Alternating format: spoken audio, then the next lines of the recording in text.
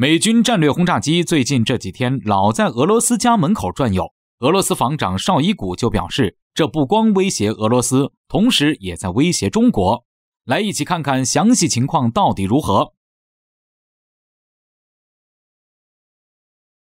各位老铁们，大家好，欢迎收看本期迷彩虎，我是虎哥。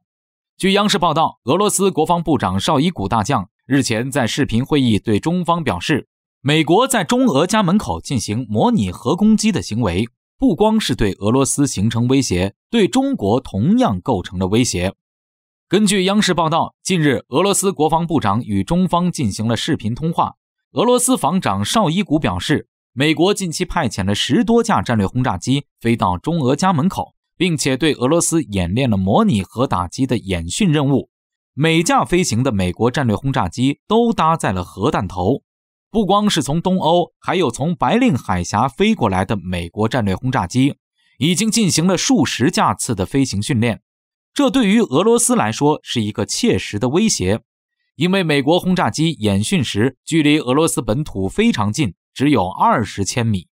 而且这个数字也是不断上升的。因为从2019年来看，当时美国轰炸机在库页岛以东地区仅仅出现了3架次，而在去年这个数字足足的翻了7倍，今年只会更多。仅在10月就有30架战略轰炸机在俄罗斯的西部、东部进行演训任务。美国如此频繁地在中俄家门口进行导弹模拟攻击，此举不光是对俄罗斯构成威胁，对于中国也是构成了一定的威胁。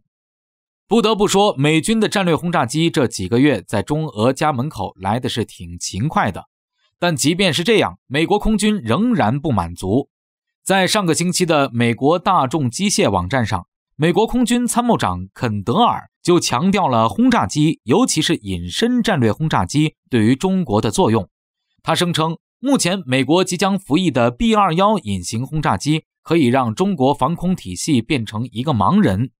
这种先进的隐身轰炸机不仅仅可以进行常规打击和核打击任务，还能充当无人机群的空中指挥部和布雷者。他设想，未来哪一天如果台海爆发大规模战争，那么美国空军的 B-21 隐形轰炸机可以在中国防空体系的眼皮底下，向解放军海军以及登陆部队经过的海域提前空投一种智能水雷，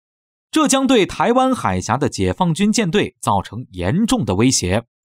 那么美军的战略轰炸机在中俄边境地区进行大规模的核武打击演练，与美国将服役的 B-21 隐形轰炸机能够对我们带来什么样的威胁呢？解放军现有的武器能否在理论上对美国的空中核打击和隐形海上布雷做出破解之策呢？首先，根据美媒的报道可知，从今年年初开始，美国频繁往中俄家门口派遣的是2种战略轰炸机，一种是 B-1B 超音速战略轰炸机，一种是 B-52H 战略轰炸机。这2种轰炸机具有1万千米的航程，可不经过空中加油，从阿拉斯加直飞中俄家门口，具有多种远程的武器投放能力，包括核武器。目前唯一能够使用远程空射核导弹的只有美国的 B-52H 战略轰炸机，也是美国空军内部唯一负责承担核打击任务的轰炸机。B-52H 轰炸机可以发射 AGM-86B 空射巡航导弹，这种导弹可以搭载15万吨当量的 W80 战术核弹头。B-52H 一次性可以携带20发之多， AGM-86B 空射巡航导弹射程大概在2400千米左右。如果在库页岛以西地段进行发射，那么可以覆盖俄罗斯远东地区、中国东三省、内蒙古以东地区。不过，虽然这款导弹射程最大缺点就是速度慢，仅为亚音速，要飞行至最远射程2400千米，基本上也要飞行2至3个小时。这对我国的防空系统来说，哪怕是一丁点儿的挑战都没有。在2000公里之外，我们的超视距雷达就能够发现美国战略轰炸机的踪影，因此其发射的核导弹，我们可以在第一时间派出战斗机使用空导弹将其击落。所以美国的常规战略轰炸机根本无法突破中国的严密防御体系。至于隐身轰炸机，中国则有反隐身雷达，这种米波雷达可以有效发现300千米之外的隐形战机。在2017年，据称我国的 GY-27 反隐身米波雷达就成功发现了350千米以外的 F-22 战机。因此，别说什么隐形轰炸机跑到中国家门口投掷水雷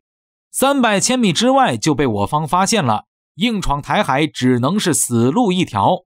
因此，虽然美国频繁地在中俄的家门口进行核弹打击演练，但是其象征意义大于实际意义，效率还没有美国的陆基战略核导弹高。不过，从美方这一举动，我们也能够看出，在当前亚太地区地缘政治动荡加剧、不稳定性上升的情况下，中俄互信合作就变得尤为重要。